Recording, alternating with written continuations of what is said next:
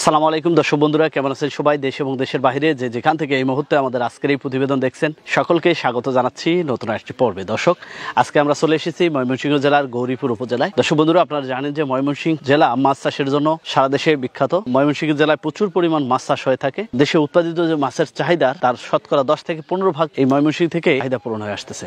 এক এক জেলার কৃষকরা এক এক ধরনের ফসল চাষ করে, তেমনি ভাবে ময়মনসিংহ জেলার গৌরীপুর উপজেলার কৃষকরা অন্যান্য ফসলের থেকে মাছ চাষটা বেশি পরিমাণ করে থাকে। তো এখন যে কৃষক বা উদ্যোক্তার পুকুর পাড়ে দাঁড়িয়ে রয়েছে, তিনি হচ্ছেন লুৎফুর রহমান স্যার। তিনি একজন প্রাইমারি প্রধান শিক্ষক ছিলেন। তিনি এখন অবসরে এসেছেন। বিগত 10-11 বছর যাবত তিনি মাছ চাষের সাথে জড়িত। তার একটি সুন্দর মাদ্রাসা প্রতিষ্ঠান রয়েছে, পাশাপাশি তার সামনে 2টি পুকুরে তিনি মাছ চাষ করতেছেন। এখানে 10-11 শতাংশ জমি, এই পুকুরেও প্রচুর পরিমাণে শিং মাছ রয়েছে বর্তমানে। এবং তারা যে তথ্যটি আমাকে দিয়েছে, এই 10 শতাংশ পুকুরে নাকি 60-70 মণ মাছ পাওয়া সম্ভব। যদিও কথাটি শুনতে অবিশ্বাস্য, কিন্তু এটি সত্য, এটি বাস্তব। আমরা এই বিষয়গুলো নিয়ে আজকে কথা বলবো। তার মাছ চাষের গল্প আপনাদের জানাবো, সেই সাথে তারা কিভাবে এই মাছ চাষ করে, কি কি পরিচর্যা নেয়, কিভাবে মাছ চাষ করলে লাভবান হওয়া যায়, এই বিষয়গুলো জানবো। আশা করছি ভিডিওটি না টেনে পুরোটি দেখার চেষ্টা করবেন। চলুন শুরু করা যাক।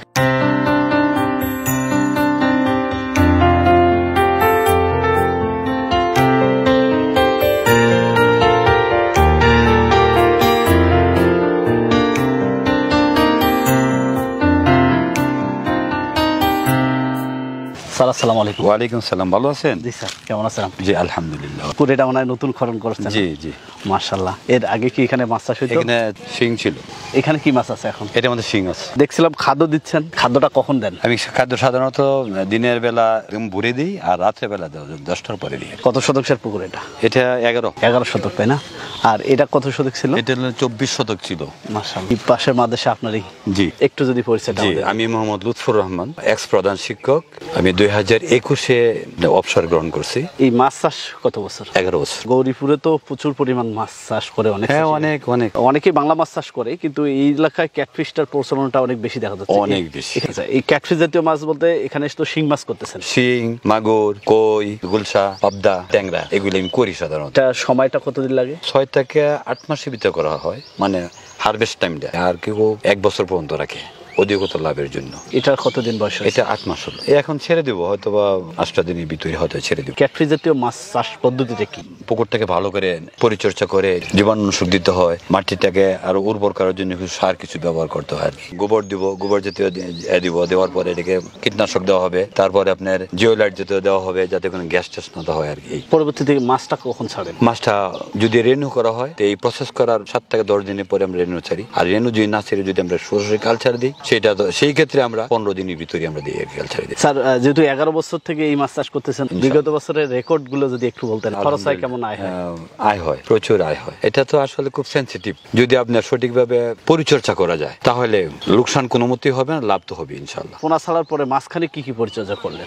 জীবাণুনাশক দিছি, জিওলাইট ব্যবহার করছি, গ্যাস নিরোধ করার জন্য ব্যবহার করছি আমরা ইউকা জাতীয়। এছাড়া যেটা ব্যবহার করছি আমরা চুন, লবণ, এগুলো আমরা ব্যবহার করছি। আর অন্য কোনো কিছু ব্যবহার করা হয়েছে? অন্যান্য জিনিস ব্যবহার করতে আমরা একটা সফল সোনা, এটা আমরা ব্যবহার করেছি। এটা দেওয়ার কারণটা কি? এটা রোগ প্রতিরোধ ক্ষমতা অনেক বেশি, অনেক বেশি। বিগত বছরগুলোতে প্রায় সময় দেখা গেল আপনার অসুস্থ হয়েছে, কিন্তু এই বছর ইনশাল্লাহ মাশাল্লাহ কোনো মাছ অসুস্থ হয় না। পানির কালারটা আমরা সুন্দর দেখতে পাচ্ছি। এত সুন্দর কালার কিভাবে রেখেছেন? এটা আসলে সফল সোনারই অনেকটা রেজাল্ট বলতে পারি আর কি। প্রস্তুতির সময় প্রতি 10 শতাংশে 2টা করে সফল সোনা এরকম 1 কেজি দিতে হবে। তার চাষকালীন সময়ে প্রতি শতাংশে 50 গ্রাম, প্রতি শতাংশে 50 গ্রাম করে। কতবার দিতে হবে এরপরে? এটা 15 দিন পরে পরে দেওয়া যায়। আচ্ছা, হারভেস্টিং পর্যন্ত, একদম হারভেস্ট হওয়ার আগ পর্যন্ত। আমি প্রত্যেক চাষিকে বলবো, চাষি ভাইকে যা পরীক্ষামূলক করতে পারেন, এটা খুবই ভালো একটা ওষুধ। ক্যাটফিশ জাতীয় মাছ চাষে কিন্তু এটা আপনি বলছেন যে একটা সেন্সিটিভ বিষয়, অনেক সময় ফাঙ্গাসের আক্রমণ হয়, রোগবালাই হয়ে থাকে। এই ধরনের কি কি সমস্যা হয় বা আপনারা ইতিপূর্বে কি ফেস করেছেন? আমরা ফাঙ্গাসের আক্রমণ যাতে না হয় সেই জন্য আমরা কেমির একটা ওষুধ ব্যবহার করি আমরা, তারপরে আপনার উকুননাশক ব্যবহার করি, এগুলি ব্যবহার করি যাতে না হয়, সেই জন্য আগে থেকে ব্যবস্থা করা হয়, প্রোটেকশনটা নেওয়া হয়। এখানে কি পরিমাণ মাছ দেওয়া আছে? 60,000 মতো মাছ দেওয়া আছে। 60,000 পিস মাছ? এত ঘনত্বে কিভাবে মাছ দেওয়া সম্ভব?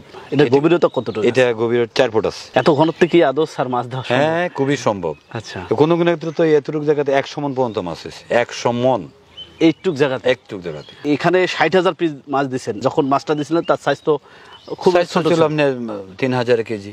3000-এ 1 কেজি ছিল। 1 কেজি ছিল। কিছুদিন পর যেহেতু হারভেস্ট হবে, কি পরিমাণ মাছ আশা করা যাচ্ছে? মিনিমাম 60 মানে কি লস্ট যায় পড়ে। এই পর্যন্ত কি পরিমাণ খাদ্য খাওয়াইছেন এই 8 মাসে? এটার মধ্যে আমি খাদ্য খাওয়াইছি 2 টনের উপরে খাদ্য খাওয়াইছি, আর বেশি না, সর্বোচ্চ 200 কেজি। এখন বর্তমান প্রতিদিন কি পরিমাণ খাদ্য দেন? এখন আমার প্রতিদিন খাদ্য খাইতে পারে 25 কেজি, কিন্তু আমি খাওয়াই না, আমি 20 কেজি খাদ্য খাই। বিশেষজ্ঞরা অনেকে মনে করেন যে অতিরিক্ত খাবার খেলে একটা ডাইজেস্টিভ ঘাটতি হওয়ার থেকে তখন পরবর্তী সময় তার সমস্যা হইতে পারে। শিং মাছটার বাজারটা কেমন এখন বর্তমানে রমজানে খুবই ভালো ছিল, এখন 30 টাকা কেজি আসে বলছে 10,000 টাকা, আর যেই নাকি 30 টাকার নিচে নামবে 25টা আসবে তখন 12,000 টাকা। তো যদি আপনার 25-30টা হয় তার 10,000 টাকা মন পান, তারপরে তো মোটামুটি আশাবাদী, খুবই আশাবাদী যে আমাদের কষ্টের ফল। এই যে 2200 কেজি খাদ্য খাওয়াচ্ছেন, কেজি এখানে খরচটা কেমন হয়েছে? খাদ্য তো আমি 190-95 এই রেটে খাদ্য খাওয়াইছি। আচ্ছা। 120 টাকা কেজির খাদ্য খাওয়াইছি। প্রথম পার্সেন্টেজ যখন বেশি ছিল, প্রোটিনের পার্সেন্ট বেশি ছিল, 2.5 লাখ টাকার আশেপাশে খরচ হয়েছে। আচ্ছা স্যার, আপনি যেহেতু দীর্ঘদিন শিক্ষকতা পেশার সাথে জড়িত ছিলেন, পরবর্তীতে মাছ চাষের অভিজ্ঞতাটাও অনেক শিক্ষিত তরুণরা এখন মাছ চাষের দিকে আসতে যাচ্ছে, বেশ করে এই ক্যাটফিশ জাতীয় মাছ চাষে। এটি কতটা আমাদের দেশের জন্য সম্ভাবনাময়, লাভজনক, এই অভিজ্ঞতাটা? বিশেষ করে নাকি উদীয়মান যুবক যারা আছে, এরা যদি করে, এরা শিক্ষিত যুবকেরা অত্যন্ত লাভবান হবে। কারণ এটা মূর্খ মানুষের ব্যবসা না, এটা মূর্খ মানুষের কাজ না। মূর্খরা তো বুঝবে না কখন কোন পার্সেন্টেজটা দিতে হবে, কি পরিমাণ, কতটুকু জায়গায় কতটুকু ওষুধ দিতে হবে, অত জানে না। একটা শিক্ষিত বেকার সেটা বুঝতে হবে। আমি মনে করি শিক্ষিত বেকাররা এই কাজটাতে এগিয়ে আসা উচিত। ওই পাশে একটা ছেলে আছে, তার নাম মাজহারুল, ওই ছেলেটা আমার ছাত্র। তখন আমি বললাম সে শুধু ঘোরাফেরা করে, তোমার কিছু জমি আছে না?